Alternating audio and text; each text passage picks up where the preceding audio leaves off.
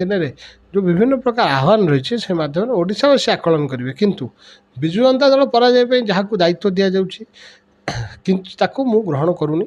ମୁଁ ଗ୍ରହଣ କରୁଛି କଲେକ୍ଟିଭ୍ ରେସ୍ପନ୍ସିବିଲିଟି।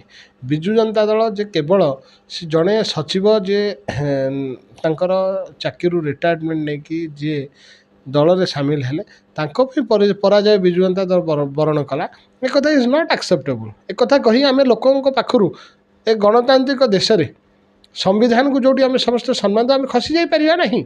ଆମର ସମସ୍ତ ୱାର୍କର ମାନେ ଯେଉଁମାନେ ରହିଲେ, ବିଜୁ ଜନତା ଦଳ ନେତୃବୃନ୍ଦ ରହିଲେ, ସମସ୍ତେ କମ୍ପ୍ଲେସେଣ୍ଟ ରହିଲେ, ସମସ୍ତେ ଆତ୍ମବିଭୋର ହୋଇ ରହିଲେ। ଏଇଟା ଗୋଟେ ପ୍ରମୁଖ ପ୍ରସଙ୍ଗ ହୋଇପାରେ। ବିଭିନ୍ନ ପ୍ରକାର ପ୍ରସଙ୍ଗ ପରାଜୟରେ ରହିପାରେ। Success has many fathers but failure is an ଅର୍ଫାନ୍।